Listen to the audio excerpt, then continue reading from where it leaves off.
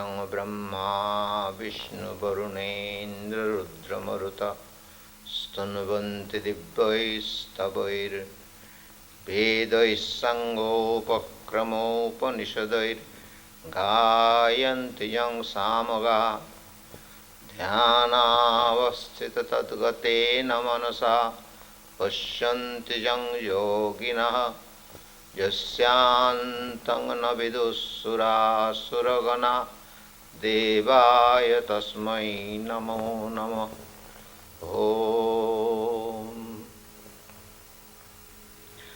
Our salutations to that Supreme Being who is one without second, whom the sages call by various names. Our salutations to Him, whose glory has been sung through the rapturous hymns of the scriptures of the world, but whose limitless and infinite glory none can comprehend. But again, whom the sages and devotees realize within their hearts in their deepest contemplation. May He shine in our hearts, manifest therein all His glory, and dispel all darkness and ignorance. Om Shanti Shanti Shanti. Peace, peace, peace.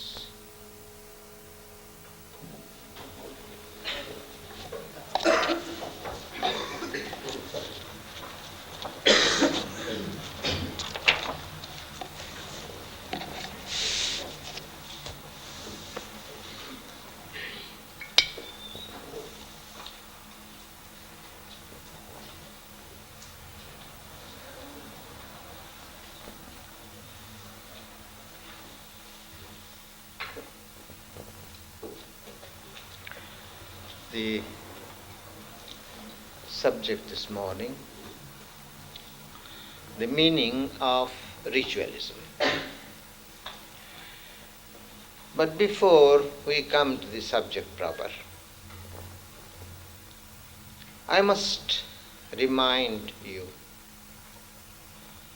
the purpose and goal of life. Because why should anybody practice any kind of worship or ritualism or meditation or whatsoever? In other words, why should one practice any spiritual disciplines if there is no objective, a particular objective in life? As long as we are satisfied with what this world can give us, as long as we are satisfied with the objects of the senses, so long people don't feel the necessity for God. They may believe in God, but there is no necessity to struggle to find God. And they have to come to that understanding that the purpose of human life is to achieve union with God, is to unfold the divinity that is within each one of us. And that desire for the unfoldment of that divinity in a conscious way must come to every one of us. Of course, as I have many times explained to you, how consciously or unconsciously we are all trying to express or unfold that divinity. When we seek for joy or pleasure or happiness or knowledge, we are seeking God. Only we don't know. We don't know the right direction. We go out through the doors of the senses to find, to express, to unfold. But when we find that that is not the way, then we learn to come within ourselves, because that kingdom of God, that kingdom of heaven is within. And so this we have to understand in the first place, that the purpose and goal of life is to realize God who is within, to unfold that divinity which is within us.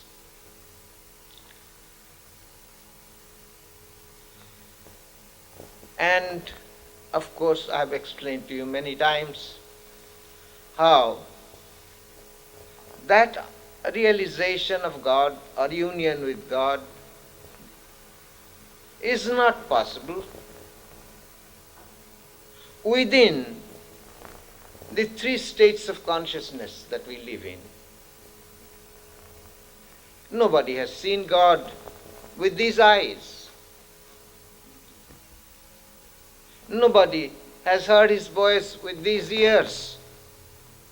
And yet we can see Him, we can hear His voice. He who hath eyes to see can see. He who hath ears to hear can hear. So as Sri Krishna told his disciple Arjuna, that with these eyes you cannot see me, but I shall give you that divine sight. So that divine sight has to open up. And philosophically or psychologically, we have to transcend the three states of consciousness: waking, dreaming, and dreamless sleep. And that is what is called, what Buddha called awakening. You see, when Buddha was asked, "What are you? Are you a god?" No. Are you a man? No. Are you an angel? No. What are you? He said, I am Buddha, the awakened one. And so this awakening has to come. And in the language of the Upanishads, we have to transcend these three states of consciousness and reach that fourth, the fourth, Turiya. And when we reach that, the ultimate reality, then that is something that is inexpressible and indefinable. Shantoyam Atma, his name is silence. But again, we find, I have given you this example many times, that the bee makes a big noise before it sits on the flower to suck the honey. And when it sucks the honey, there is silence. Then, having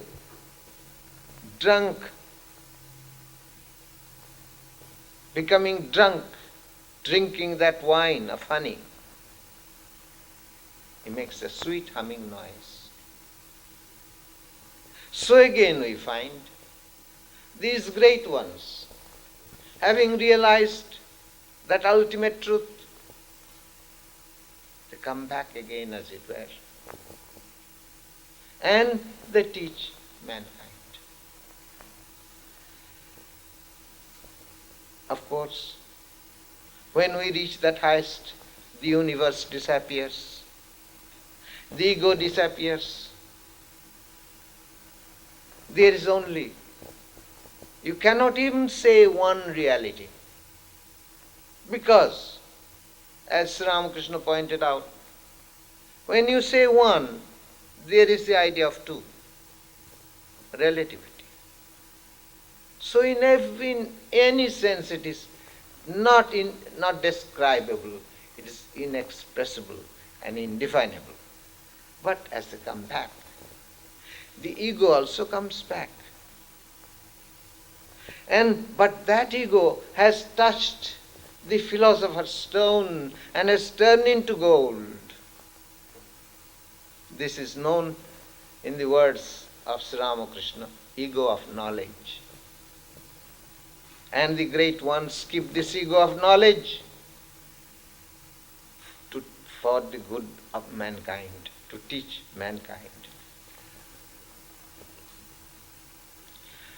Swami Vivekananda expressed it in a beautiful way. First you realize the universe is not, God is. Then you come back and see God is all. Sarvam Kallidam Brahma. All is Brahman. Then you see Brahman before you, behind you, above you, to your right, to your left. Everywhere you look around, you see that one existence, that one reality.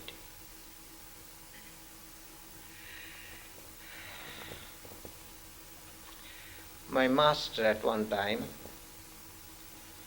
I have mentioned this incident, I was arguing with a disciple of Maharaj, with my brother disciple, saying that you have to attain samadhi, then only you can have that experience. And when you are in the normal state, then you cannot have that experience. Then my master overheard us discussing, so he comes out of the room and he says, I see you have become omniscient. So I asked him, but Maharaj, is it possible to see God with these physical eyes? Then he said, show me the line of demarcation where matter ends and spirit begins. With our physical eyes, we can see only physical something. But when the eye of the spirit opens up, what shall we see? But spirit only. You see, in all your life, as Vivekananda said, in all your life, you have seen God, nothing but God. This that you see everywhere is all God.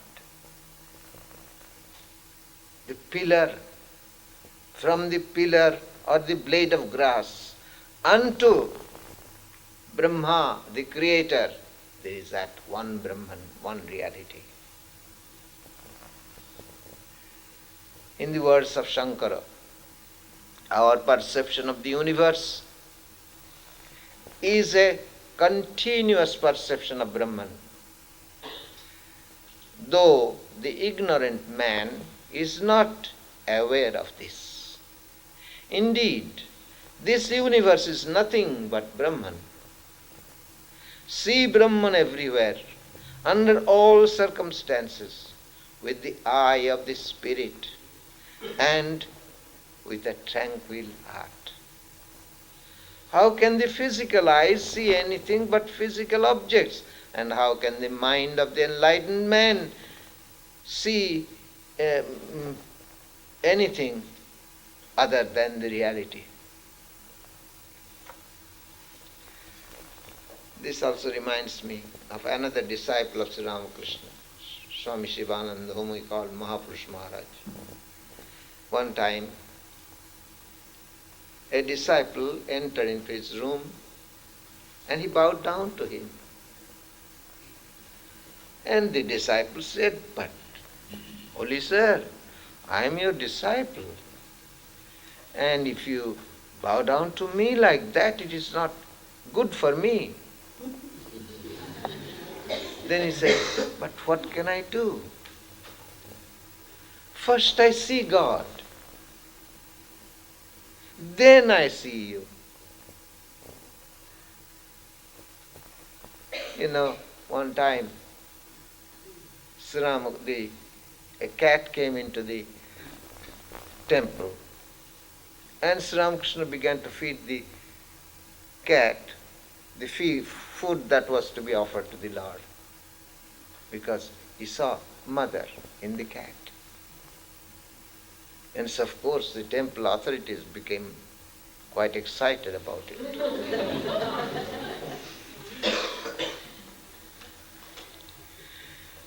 Now the question arises, what effect is the knowledge of God? You know, we live in a very practical world. And so you want to know what happens when you see God, when you know God. There's a beautiful passage in one of the dramas of G.C. Ghosh, who was a disciple of Sri Ramakrishna. There is a character of a holy man, and his disciple asks this holy man, what is the effect of the vision of Krishna? And his answer was, the effect of the vision of Krishna is the vision of Krishna.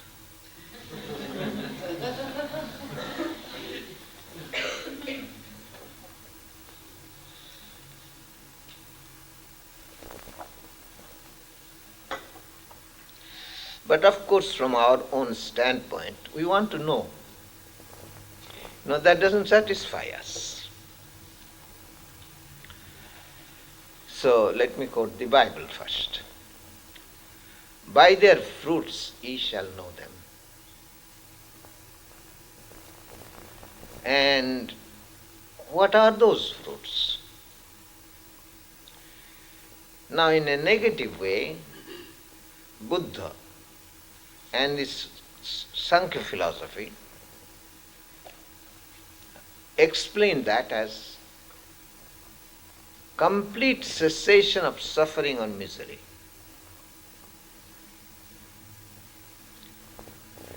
And in a positive way, Vedanta points out that he becomes immersed in the bliss of the Atman. Christ also pointed out, peace that passeth understanding. Mark those words, passeth understanding. Not the peace that we can imagine about, but it passeth understanding. Of course, this is what we call Siddha Buddha, one who has attained perfection. To experience that perfection, of course, you are already perfect. You are already one with God. You are never separate from God, but covered by ignorance. But in order that this ignorance may be removed, you need to practice disciplines, spiritual disciplines. Now again, what are those disciplines? Main principle, as I have explained to you many times, is brought out in the words that of Jesus in a most beautiful way in his Beatitudes. Blessed are the pure in heart, for they shall see God. Now again, in order that we can achieve that purity of heart, we have to practice what we call sadhana, spiritual disciplines. Now, according to Vedanta, there are 4 kinds of disciplines. The highest is to meditate on the unity of the Atman with Brahman. I am He. To eliminate the ego completely, the sense of ego completely, and meditate on the identity of Atman and Brahman. Then, next to that is what we call dhyana, when there is a continuous flow of current towards God. Then next is you practice concentration, chant the name of the Lord, perform japa, and try to keep recollectedness of God. Lastly, the ritualistic worship. Now, as I shall point out gradually, that within this ritualistic worship is included all these different disciplines. Meditation on the identity of Atman and Brahman, the current of thought towards God, concentration, performing japa or chanting the name of the Lord. All these are included within this ritualistic worship. But before again I come to explain that to you, I'd make a few remarks.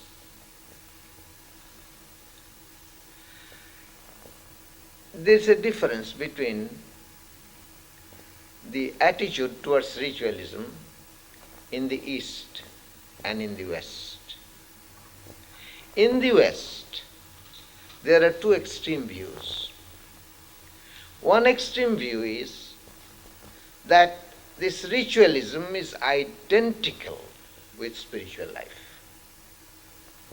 You cannot have spiritual life without performing rituals. And so the spirit becomes forgotten, because the purpose is forgotten, purpose of life. If you go through certain rituals, well, that's everything.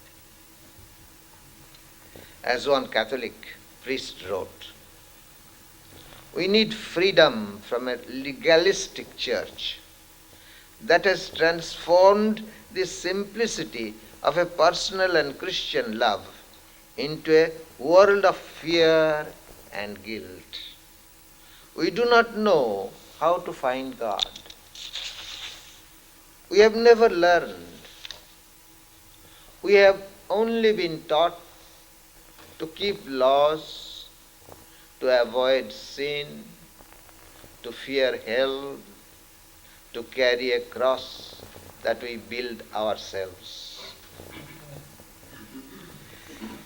Now again there is the other extreme view, that this is all superstitious and what I may call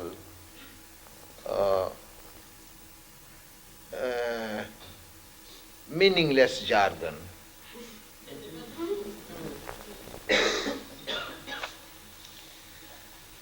What has happened is that when they completely eliminate that and that it is meaningless jargon, you see, I may compare that to throwing the baby out with the bath water.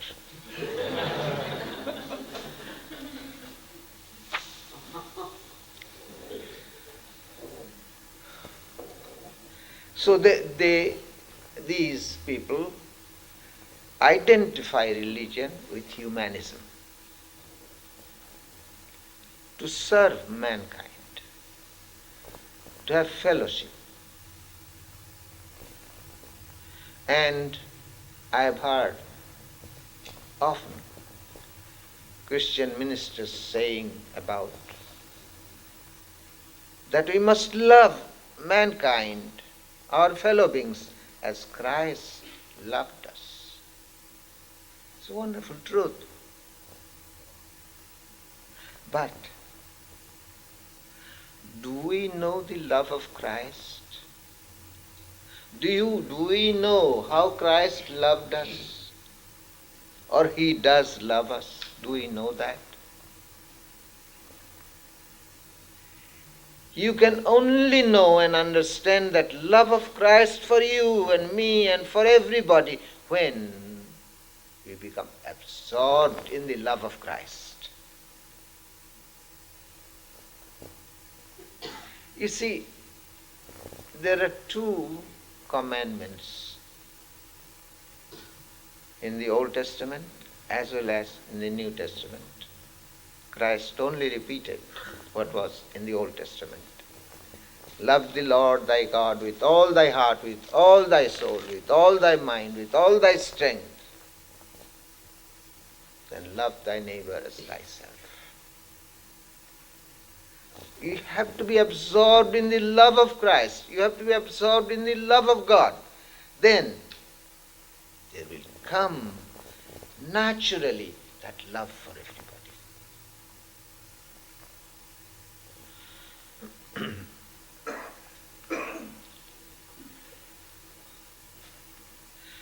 Now about the Eastern attitude. Ritualism is not absolutely necessary.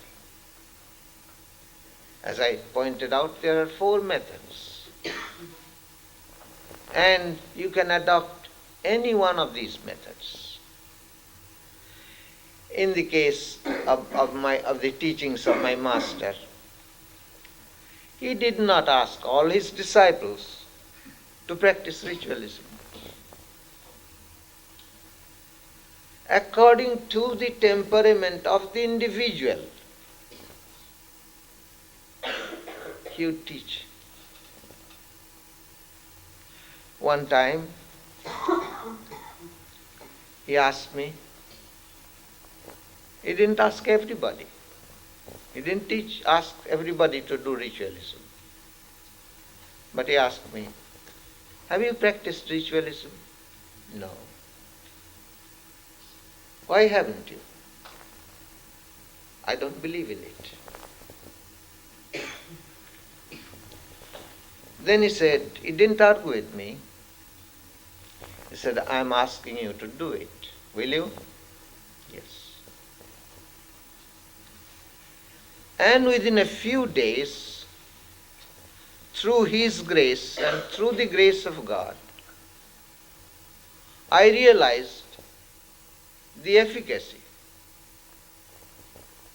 And I realized what Sri Krishna had taught in the Gita. To quote Sri Krishna, whatever man gives me in true devotion, fruit or water, a leaf, a flower, I will accept it. That gift is love, is heart's dedication. Now I must confess that I didn't have that love or devotion. In fact, I was doing it mechanically. But on the 3rd day, I had an experience through the grace of my Guru and through the grace of God, and I realized that the Lord does accept whatever you offer Him.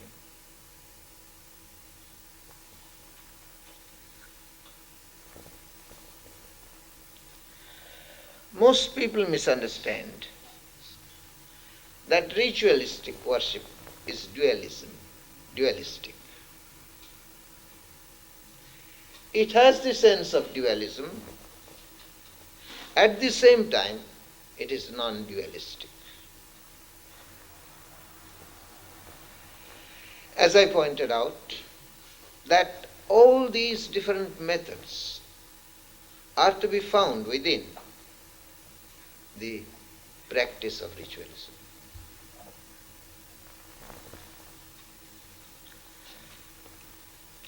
In ritualistic worship, you need certain accessories, such as flowers, fruits, water, rice, and so many other accessories you need. There are 2 meanings to offering these accessories. And let us take the Vesper service, for instance. There is a meaning to that. And then again, when we do the morning worship, there is another meaning to it. Now, for instance, this whole universe is made up of 5 elements: earth, water, air, fire and wind, ether and air. And this whole universe is composed of these 5 elements. Essence of these 5 elements gradually become this universe. And it is this universe, this creation, that is leading us away from God.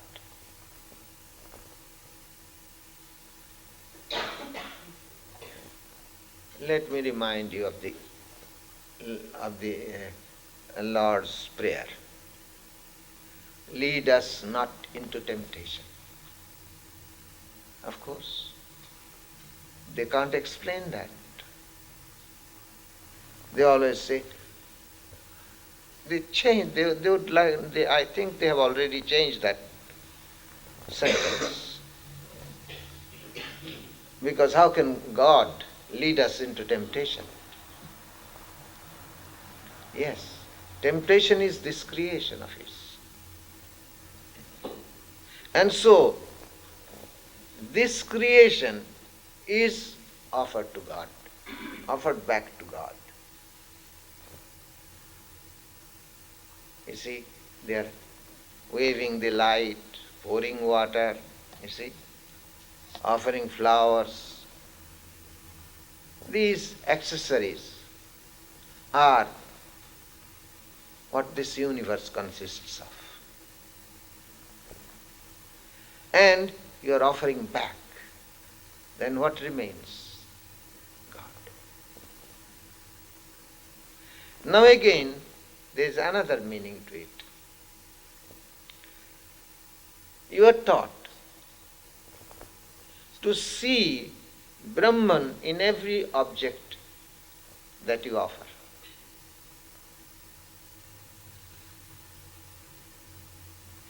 There is flower, that is Brahman. The water is Brahman. Everything, every object is Brahman. And you are offering Brahman to Brahman. As we have been saying, you are worshipping Mother Ganges with the water of Mother Ganges. Now let me explain the procedure. You sip water, find the worshipper sipping water 3 times with a mantra. And that mantra is that all-pervading spirit. First you think how the Lord is all-pervading. Then again, you feel that whether you are pure or impure, in whatever condition you may be, just by remembering the Lord, who is all-pervading, you have become pure.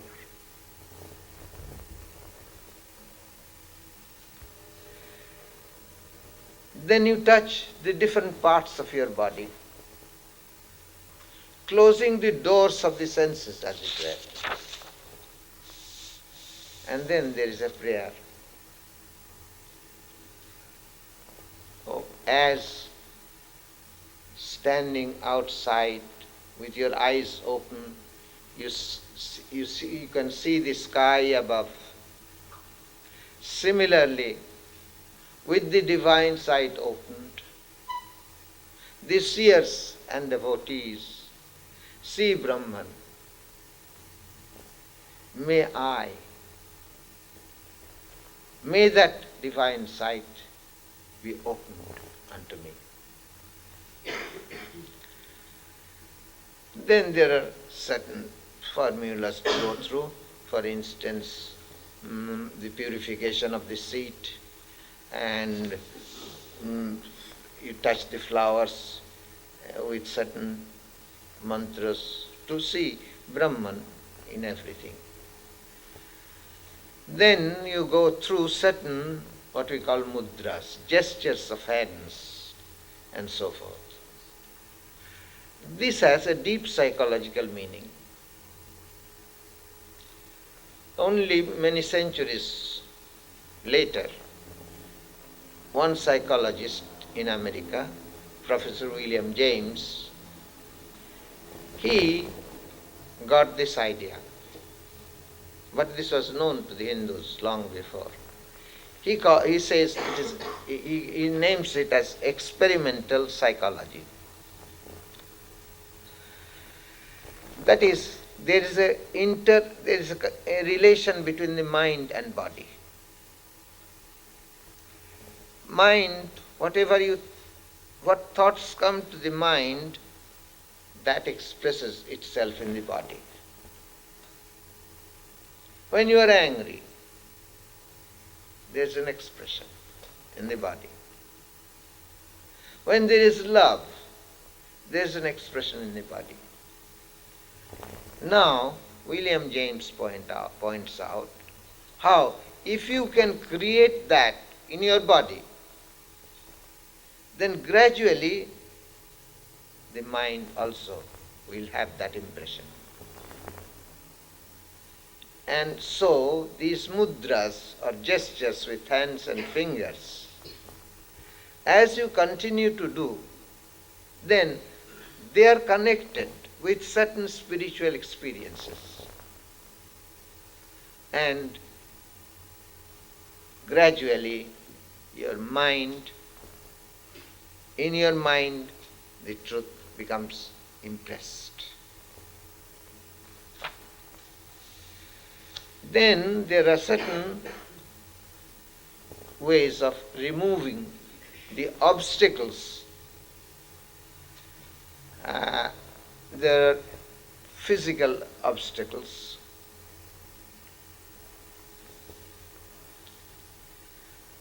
Physical obstacles means, again, there are, everywhere there are good spirits and evil spirits. And so these evil spirits you remove.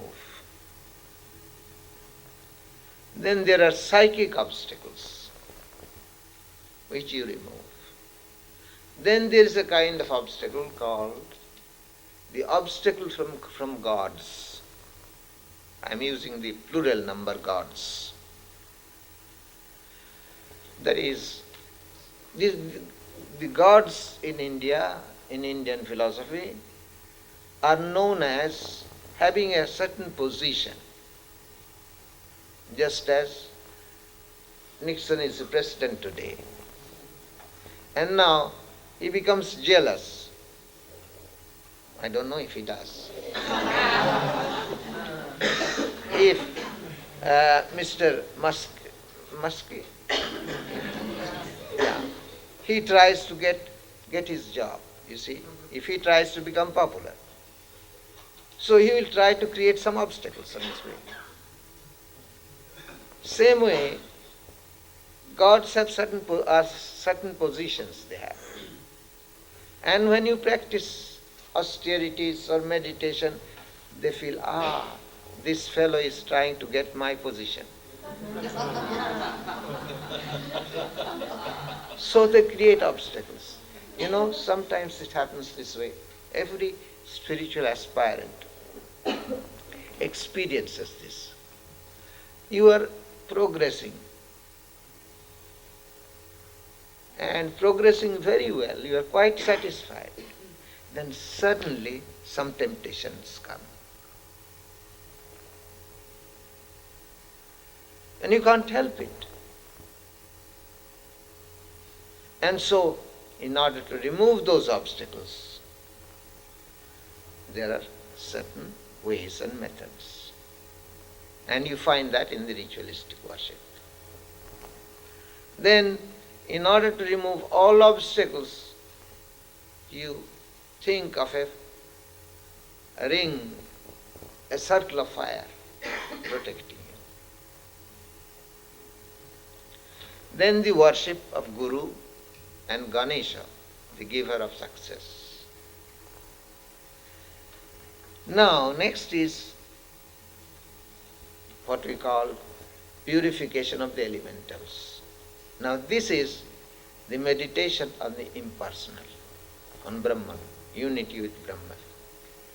You imagine the Kundalini is rising upward and upward,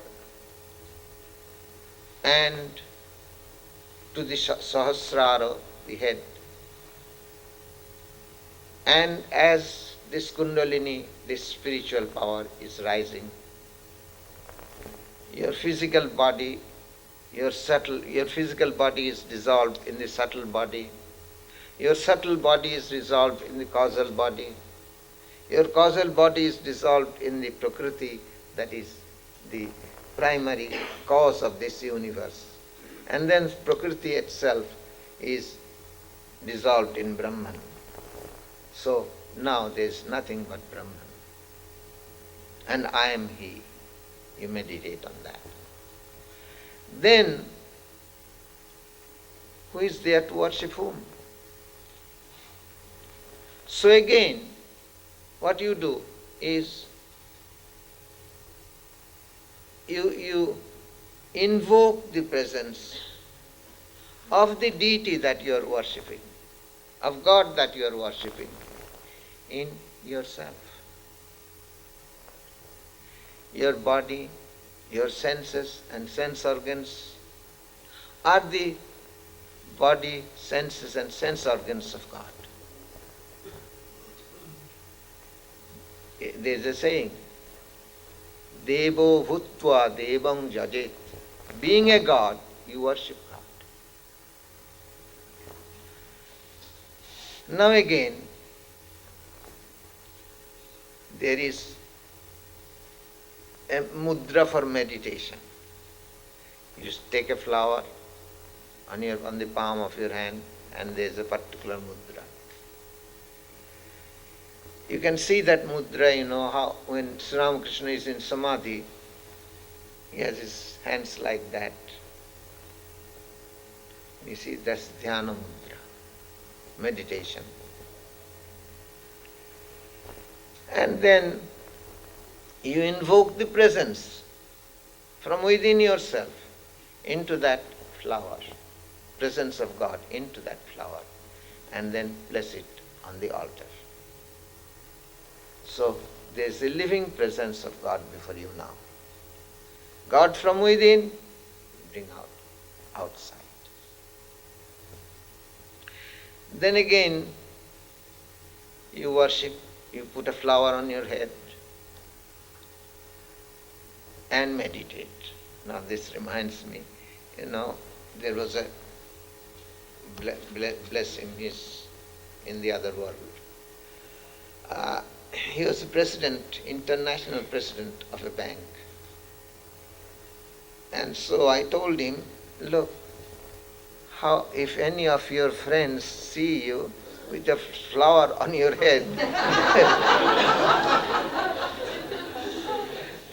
seated out, they think about it.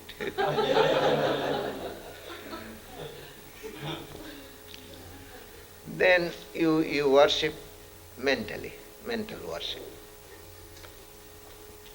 And in that mental worship, you offer yourself, your body, mind, and everything at the feet of the Lord.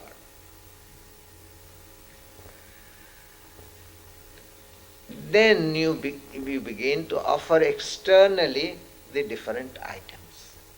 You see, you go through all these processes mentally first. And then you offer the objects of worship externally into the deity, who is your own self. And lastly, you offer the fruits of your worship to God. And then you pray for devotion and knowledge.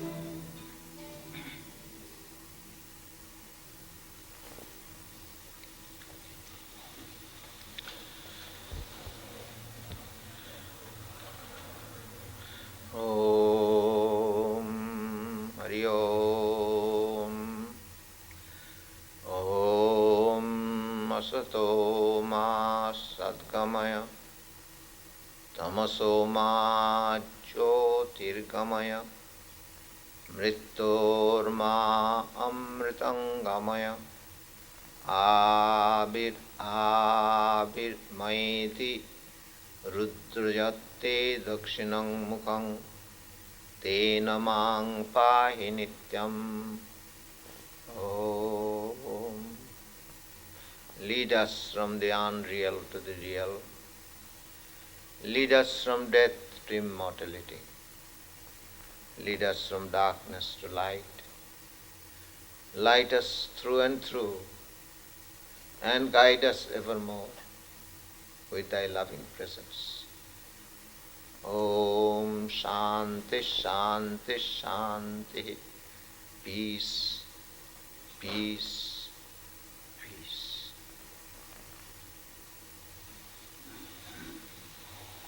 Excuse me.